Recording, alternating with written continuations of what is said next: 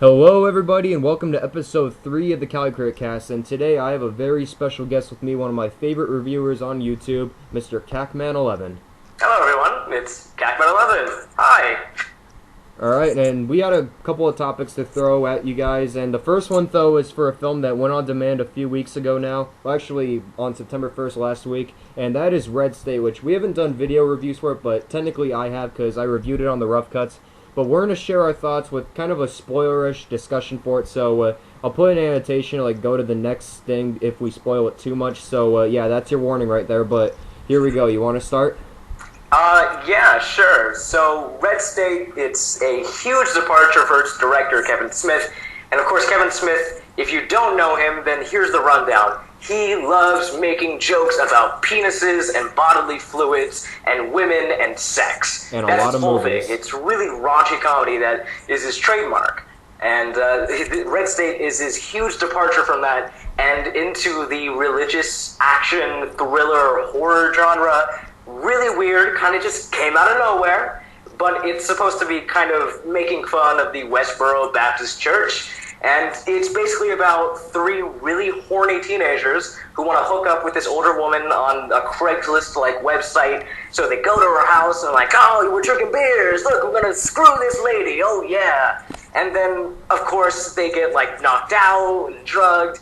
And then they're brought into this church. And then there's this whole sermon going by this crazy head priest, and there's families, and there's people dying, and it's brutal, and it's horrible. Tyler, what did you think of this movie? You know, I gotta agree with just about everything you said there. Like, I've been a big Kevin Smith fan. In fact, I actually got Chasing Amy and Dogma on Blu-ray recently, which surprisingly I still haven't watched those yet, but I've seen just about every other movie that he's made, and I'm a big fan, of course. Like, Cop Out is an exception, of course, because that's not a true Kevin Smith film, because he didn't write and direct it, just directed it. But for this, I was nervous at first for the fact that he was making a huge departure.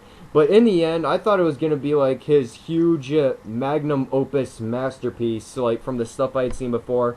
And boy, golly, was I let down. Like, this was such a disappointment because I think the main problem with it is just, I think the fact that he was making such a huge departure from his style, he forgot that he needs to stick to something coherent throughout, and he just jumped from one idea to the next constantly, whether it dealt with religious satire, cult religions, homophobia, all that kind of stuff. It never stuck to one thing, really. Yeah, the movie really wants to get all of its ideas and just throw them at your face in a like really messy manner. The film kind of has an identity crisis. Kevin Smith doesn't really know if he wants Red State to be kind of like a really dark, raunchy comedy that has a bunch of one-liners, or if he wants it to be like a full-on action movie with like heaps of CGI blood, or if he wants it to be like a philosophical commentary and like a really almost surreal type of movie.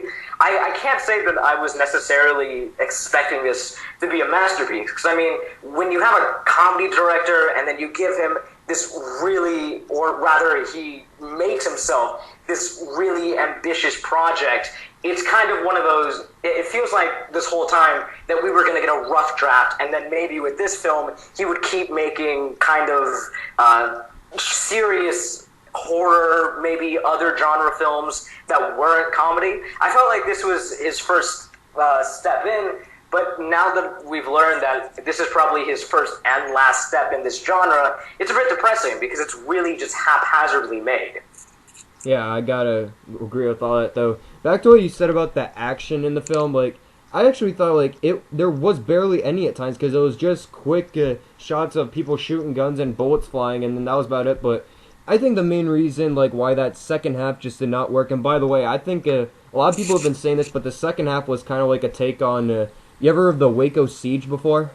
I have not. Well, it was like something, it was an event that happened in 1993 where this one cult church, like, they were doing something illegal. I don't really fully remember it, but it ended with a huge standoff between like the ATF and the police, just like in this movie was, and it ended with like a lot of people dying. Like, it was at a cult church as well, just like the one in this film. But I think he was having an identity crisis on how to end the movie within the action, because there are random parts in this movie which I'm gonna spoil it just for letting you know. But there are points where random times where people just die off just like that, and you simply do not care because there's like not one likable character in the film. But maybe that it was his point because you don't really know what side you're supposed to believe. But all the teenage boys, you forget about them in the past, like the first 30 minutes or so, and then everyone else you just simply can't sympathize with. Like even with Michael Parks and his performance, I hear people like saying this is one of the best performances of the year so far. I strongly disagree because I knew he was playing over the top from the beginning, but the problem was it wasn't that fun or scary over the top. It was just very meh because of Kevin Smith's script in it. I think it was Michael Parks was really. I mean, I give him props. He really did quite a bit of good things with his performance. But I felt that a majority of the time he was kind of really hamming it up. He was up there going, this was his one moment to shine, and he just did everything he could to make it shine as bright as he could. And it kind of seemed like he was trying a bit too hard. Yeah. Yeah, for that. Like, the only character that I actually sympathized with, which I could actually like, was John Goodman's character. Like, was there anyone you could like at all in it or not? Not really, because even by the end of the film, they revealed stuff about John Goodman that's, I mean, it's not even that much reveal. It's just kind of like, he's not really a guy I would look up to. No one in this movie really stuck out to me as a kind of role model or even a really relatable kind of hero or anti-hero. Everyone was just really nasty, and I mean, I guess that's to be expected considering the conditions that these characters are in, but it's just, the teenagers, their characters are set up as really douchey kids that you just really want them to die. And by the time they do start dying, the movie does kind of want you to have this emotional response, but they're such awful people. They're terrible. And so that emotional response is nigh. Yeah, like, the only thing that I actually thought was decent in it, because everything else I can just bash from the very beginning. There was only one thing that I actually dug in the film, and that was, like, the very grimy and gray setting that it had, because at least it gave it, like, a halfway dark setting, but everything else, I just could not dig at all in it. Yeah, it seems like Red State is a movie that's really dark and disturbing for the sake of being dark and disturbing. I think Kevin Smith, he doesn't really have, or he didn't have that much of a grasp when writing the script of this film of what exactly to do with this story. Because at points it meanders, and then at other points he thinks that killing off random characters, as you mentioned, kind of makes for plot twists. That's what he thinks makes a plot twist, that a random character dies. Okay, and then he also wants to make sure that every character has their own like little subplot, but then of course, they never get resolved. Yeah, true. So we can pretty much summarize right here from the fact that we've been bashing for the past 8 minutes almost by now, that Red State is probably the biggest disappointment of the year so far, and one of my biggest disappointments of the whole year and years before, actually, because of like how much I love the guy as a filmmaker. But if you look back on all of his movies, not a lot of them really tell stories. It's just a bunch of interplays between all the characters, like everyday life and stuff. And I think that's the reason why like it was an even bigger departure for him, because if you look back on it, like the only one he can really use is like Chasing Amy, Jersey Girl, and a couple others where it actually tried to tell the story, and Chasing Amy succeeded with that. But it just seems that you give this guy an actual story to tell, it never really succeeds fully. Right, I agree. I think especially, I mean, I'm curious, did you go into this kind of, what were you expecting? I think you may have already mentioned this, but like, what were your expectations for the movie walking in? Because I think that does make quite a big part of people's judgments in the movie, their preconceptions of Kevin Smith's career. Yeah, actually, I was really anticipating it first because I had been hearing all this good stuff, like when he like took it on tour and stuff, and then when he had it at Sundance with a whole big fiasco about that too. But then when it came to the actual release, that's when I actually got pretty skeptical about it.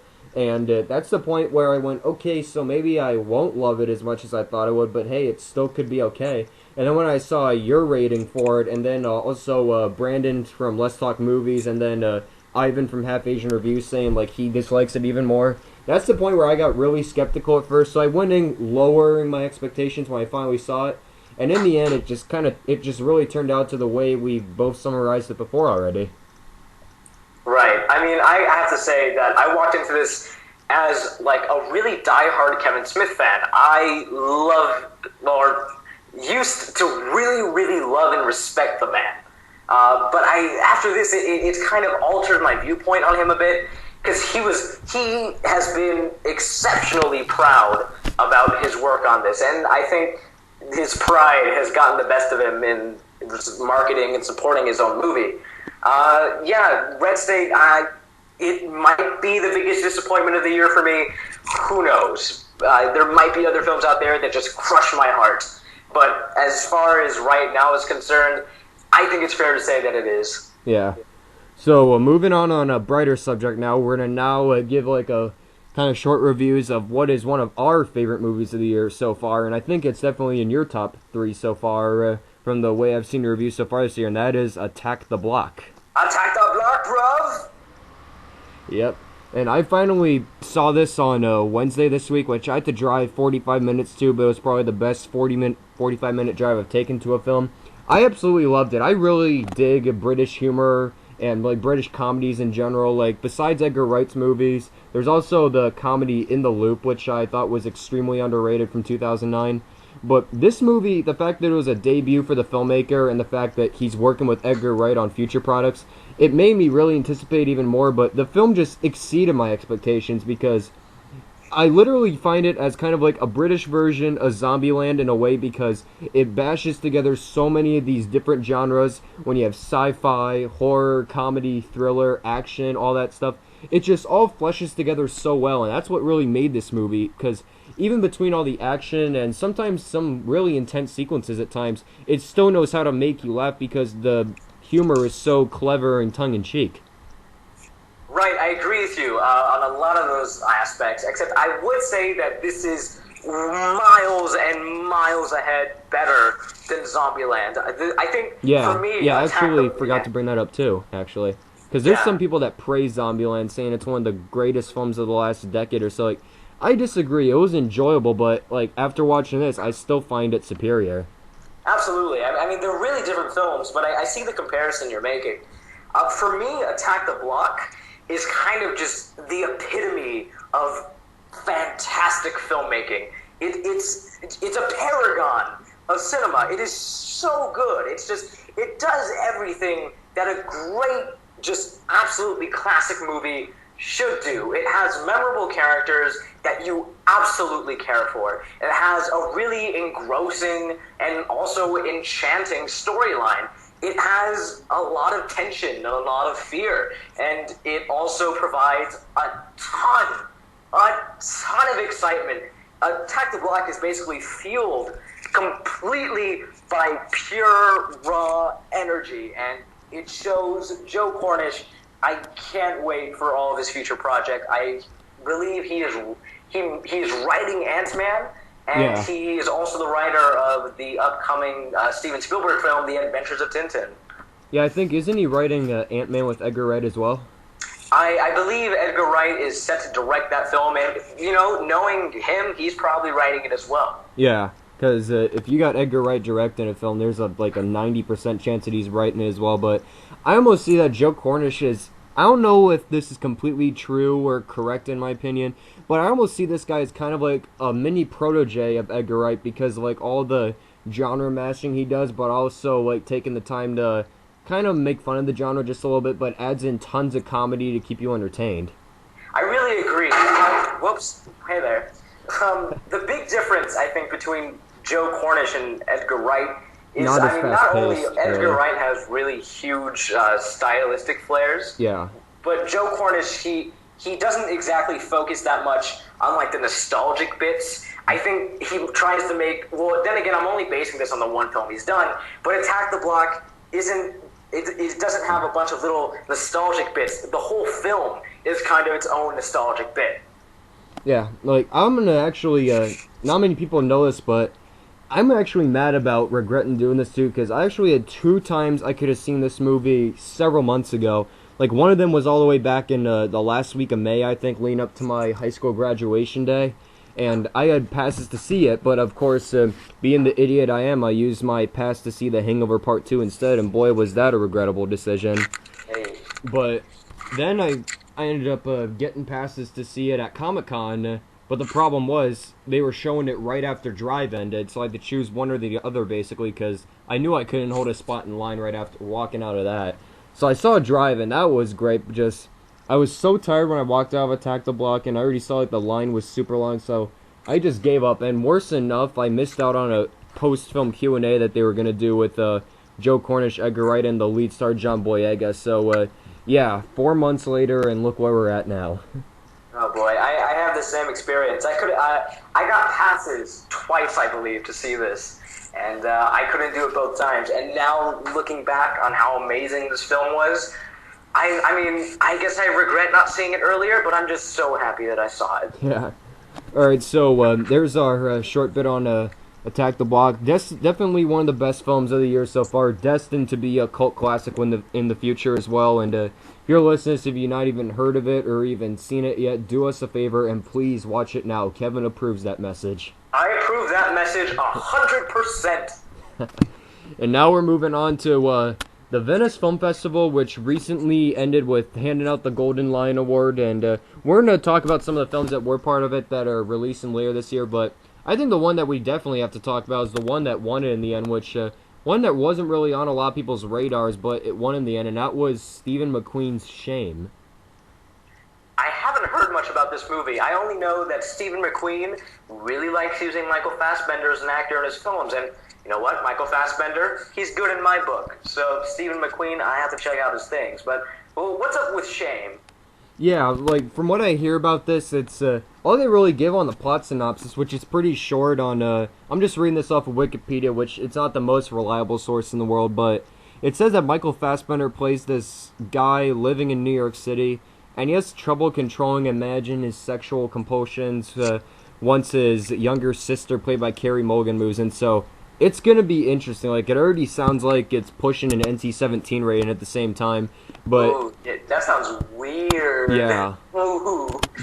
So at the same time, while it has won the award, I'm interested. I'm really interested in seeing this. Just the premise is very weird at the same time, but you cannot go wrong with Michael Fassbender in a movie because I've really been starting to get into the guy's work lately. Like, ever since, even before X-Men First Class released, I saw him in this movie called Fish Tank, which he was really great in. And then he was also in Inglourious Basterds, which he had a great bit in that. Like, the guy's turned into an international star by now, and if this film is really delivering on the buzz, but then I'm sure he'll really solidify that status by the end of the year. In Fassbender, I trust. So do you have any thoughts on it then? I haven't heard that much about it. The fact that it won is, you know, the biggest news I've heard from it, but I'm definitely keeping an eye on it, and now hearing the plot synopsis, I'm both really intrigued and completely disturbed. Yeah, that's about my thoughts at the same time on that as well. Well, there were a lot of other big films that did premiere also at the Venice Film Festival that they didn't win an award, but they're still big and anticipated for the rest of the year.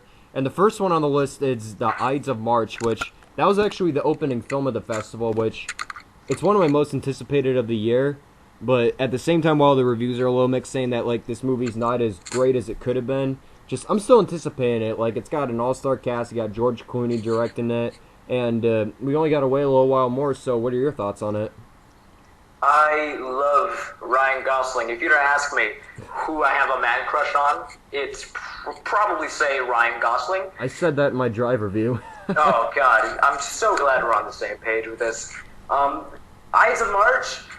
I can't say I'm 100% like, oh yeah, I can't wait for this. It's going to be great, because every time I watch the trailer, it's like, oh, you know, it has good actors and they're saying things. I just really hope that it has a good enough of a story in the context of the film to really grasp, you know, our entire attention, because it doesn't look like it has that one distinct kind of feature that sets it apart from all these other political thrillers. Yeah, that statement I gotta agree with, because at the same time, while it does have great actors, as you said, and that George Clooney is directing it, and it's based off an award-winning play at the same time, you're right. I cannot pinpoint anything in the trailer that makes it distinct and level out apart from those other political thrillers that you said before, but at the same time, who knows? Like, I think it will be enjoyable, but I think the more I've seen the trailer, I kind of realize now that I'm starting to overhype this. I gotta take it easy a little bit. Like, it has a lot of star power. But I figured, just take it easy. We'll wait and see what happens with it. Absolutely. So that's the 9th of March. Yeah. And the next one is, I don't know if you have heard of this one, but this is the one that's been on my radar for a little while. And they've recently released some posters for it as well, I think. That's David Cronenberg's A Dangerous Method. I've heard of this a few times. I can't say that I know anything about it, though.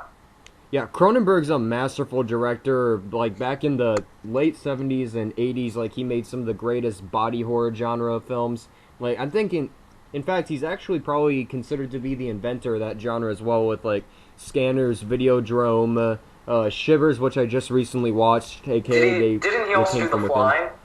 The Fly remake? Yes. Yeah, that was his as well. Right. Lately, he's foregone that body horror thing, which he's been directing very violent films before, like very great thrillers at the same time, though, with like, he seems to really love working with Viggo Mortensen, like A History of Violence, Eastern Promises, and now Viggo Mortensen's in this as well, too. Yeah, he's definitely found a good niche actor for his movies. Yeah, oh yeah, and speaking of which, guess who's also in A Dangerous Method? Well, who is also in A Dangerous Method, Tyler? Michael Fassbender. Oh, Michael Fassbender. Oh, how you follow me everywhere. Yeah, it's him, Mortensen, and Keira Knightley. Like, it's based off true events. Like, it's supposed to be like an intense relationship film. Now, it also premiered there, and it's also being shown at Telluride in a few weeks, like soon, I think, actually, too. I'm psyched for it, the fact that it's a great cast and that Cronenberg's directing. I did hear the reviews of it at the Venice, though, were a little bit mixed, though. Well, I guess with Cronenberg, that's almost to be expected. Yeah, I guess so. So, next up, we got 2 movies left to count down off of the Venice list, and the next one is Roman Polanski's Carnage. Ooh, Carnage. It's the families that are arguing with each other. Yeah, you saw the trailer then. Yes, I did.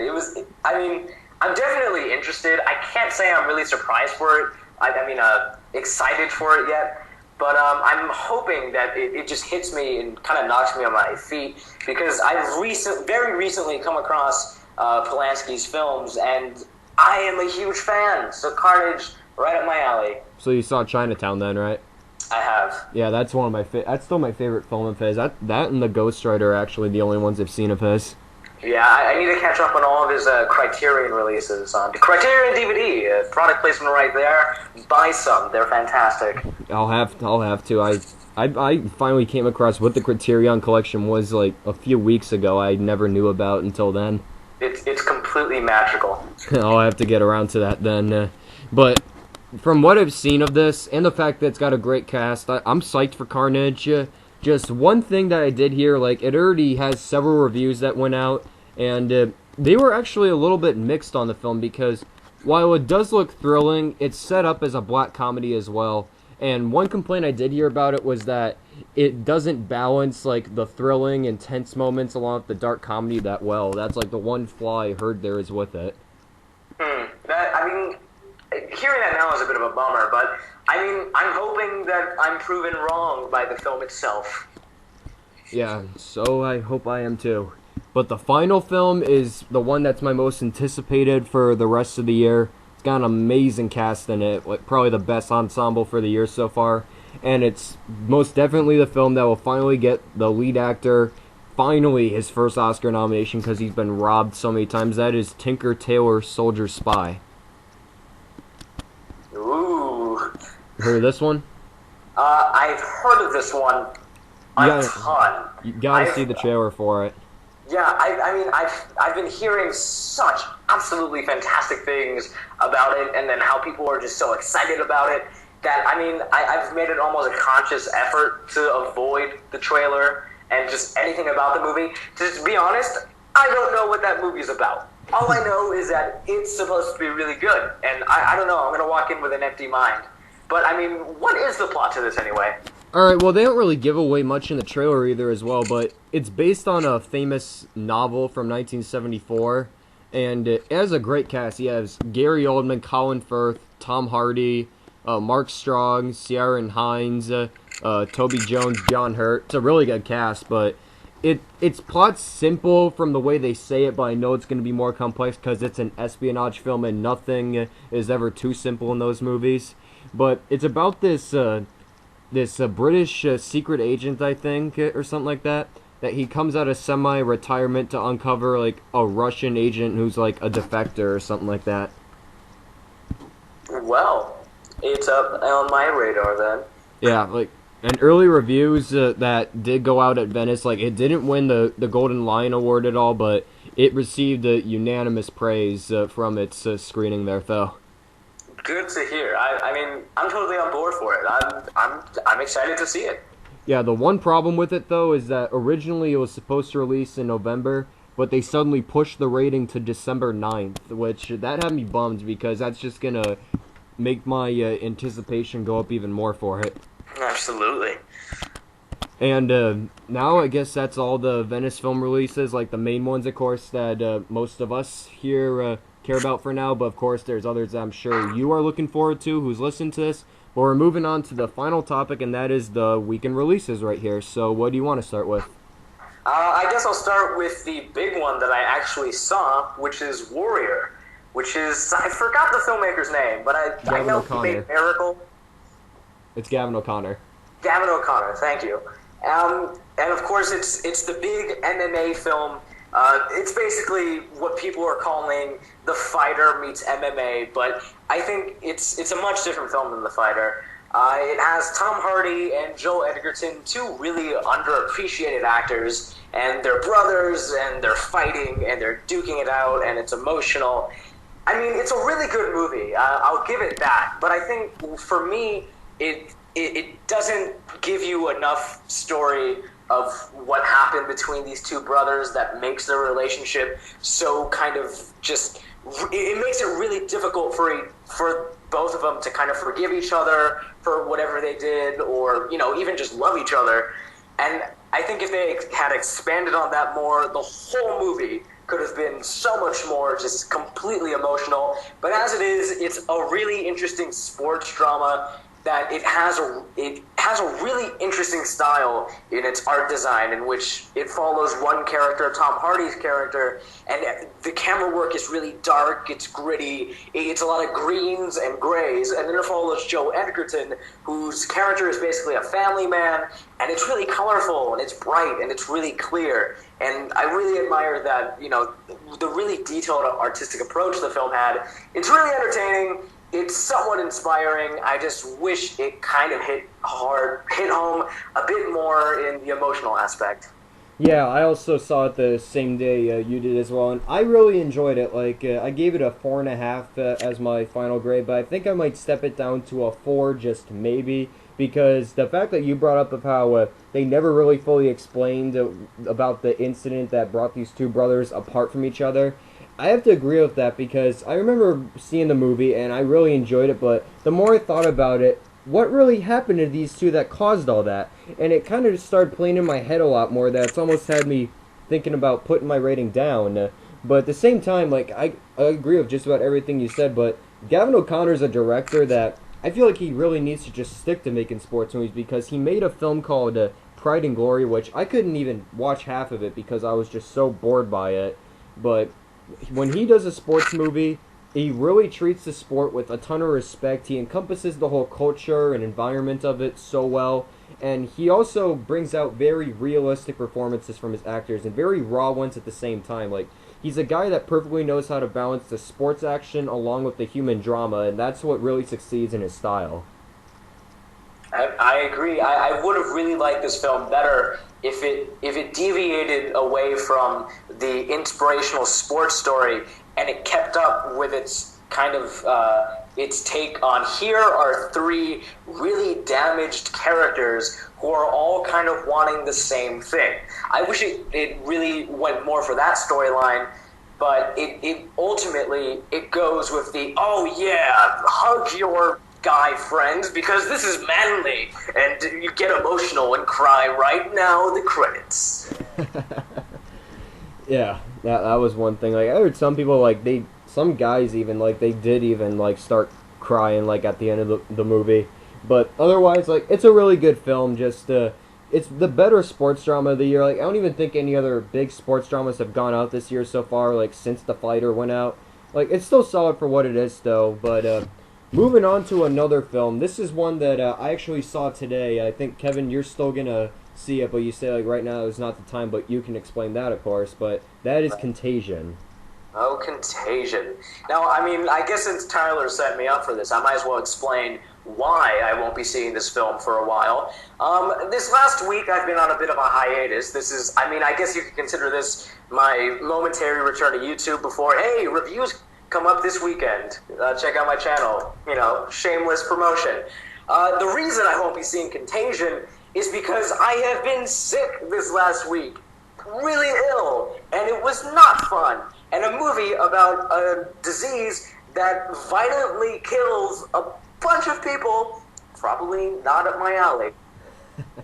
Yeah, but I'll even tell you, like, when I was at the showing for it this morning, they're actually on Friday morning now, because this is probably going up on a later day, of course, but when there was this person that was sitting behind me, and any time that this person was coughing so much during the film that, like, I literally treated it as a jump scare every time that happened, because, like, I'm already on the edge of my seat because I'm, like, experiencing all these people getting sick and, like, everything, like, really boiling over because of, like, how the disease is being handled. But that person coughing, it just made me more uneasy that I should have just maybe jumped a few rows forward to, like, at least get that out of my mind.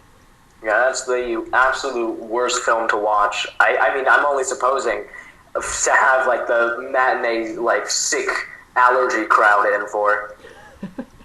Yeah, that's kind of what I got in the end for that. But putting the whole sick thing to the side, I really enjoyed the film. It was, like, a very profoundly realistic take on the disease movie, and that it never really made the infected go too over the top like you would see in a zombie movie most of the time. It treated with, like, a very realistic approach, as I say. Like, it really gave us a great behind-the-scenes look at the whole science division behind all this, which is something you don't really experience. They played it all out very well. All the actors gave good performances, and Steven Soderbergh's a great director when it comes to having really big casts. Just the one thing that held me back from really enjoying is that there's some characters that they just don't get enough screen time, and there was one of them, I'm not going to say who it is, though, but there's a scene where the person is just about to uncover something huge, and then it just cuts, and it never returns to them for the rest of the film. Wow, really? Yeah, like, there's this...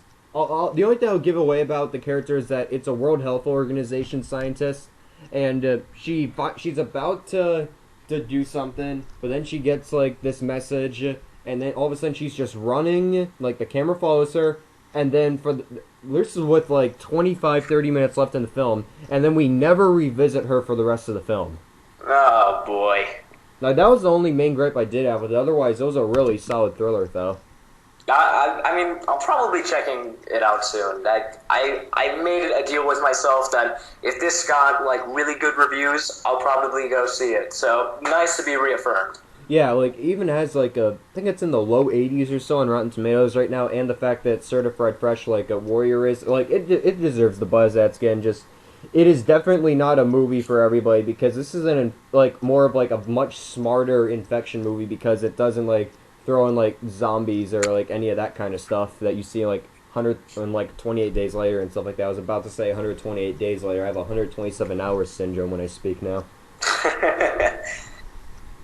Alright, otherwise, the final release, so actually, there's one more we still could consider, but this one is one that I'm sure just about nobody cares about, because it was destined to be a failure right when the stupid-ass trailer hit the web, and that is Bucky Larson, Born to Be a Star. Oh, God. Okay, let me just say, film critics of America, good job. Bucky Larson, Born to Be a Star. If you currently check on the website RottenTomatoes.com, you will notice that Bucky Larson, Born to Be a Star, currently has a 0%. I can reaffirm that too, because I'm looking at it right now. Oh boy, 0% for a film that deserves it. Yeah. It deserves it. Yeah, and this is pretty much the final dent in, like, the hell trinity that you can have as someone in Hollywood, because Adam Sandler is just like making himself go downhill even more than it already started this year. Just go with it, because he has put like literally the final dents in his career with the following. The first one being acting and Just Go With It. The second one for producing Zookeeper. And now this one for writing. And now he's probably going to add on a second nail with Jack and Jill. Just, I don't know what the hell has happened to this guy, because the last movie I actually remember enjoying of his was 50 First Dates. Everything else, I either got extremely, and I use extremely with capital letters all across, extremely mild enjoyment out of Click, and that was about it. Everything else I just do not like at all. In fact, like, for Just Go With It, I oppose that film so much. Well, I mean, of course, we also have to remember Funny People from 2009. Yeah, that's his, like, where, like, this would, like, encompass the Happy Madison situation. Just, if you look at all the other stuff, like, I'll back up your statement on Funny People. I really like that, actually. Right, I mean, if you see Funny People, it's so obviously a satire on Adam Sandler's own career, and how, like, in the film, they make, like, these really stupid movies, like Man Baby, or something like that, and he has the man's face on a baby's body. It's like, whoa! And that's a whole joke in the movie. But I find it, like, both really funny, but mostly really depressing, that he made that really serious, kind of insightful retrospective on basically his entire life with Judd Apatow, and then here in 2011, he's making all of the films that would basically be a joke in that film. Maybe it's a theory that all those movies were ideas to do as the fake movies and Funny People, but they got cut out and he decided to actually make them real. I don't know. It is sad, because Funny People, it opened up my eyes to Adam Sandler, because it was so obvious it was about him. And I guess nowadays it's just, oh, you are just a greedy, money-grabbing whore, Adam Sandler. Why would you do this? Yeah, now Nick Swartzen's kind of turned into the new him. I wouldn't be surprised if we never saw Nick Swartzen in a leading role in a film ever again. Yeah, and that character he's playing in it looks so damn creepy.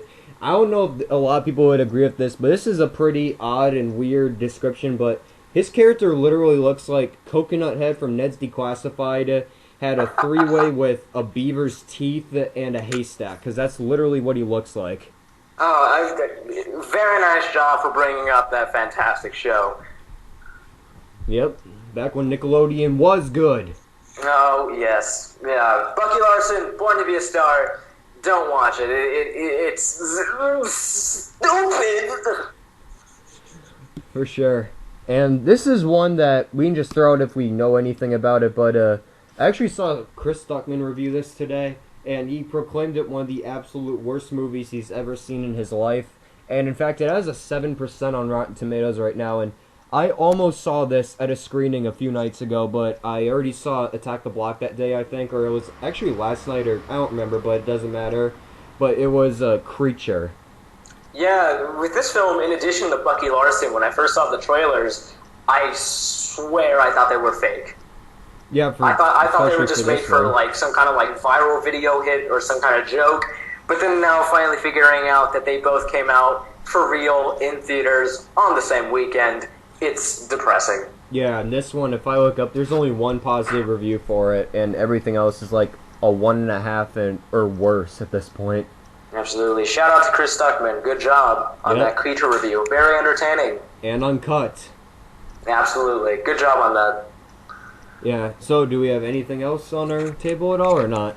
No, I think we have dissected and discussed a bevy of amazing topics on this podcast. Yes, we have, and I thank all of you for watching this, and it'll be a while till the next CaliCriticCast, because I'm going to be heading off to college next week, but if I find time on my weekends, I'll keep on doing this, because it's definitely a lot of fun to do, and we get a lot of insightful conversations out of it. So, yeah, thanks for listening to this. Subscribe to CacMan11. He's one of the best YouTube critics out there.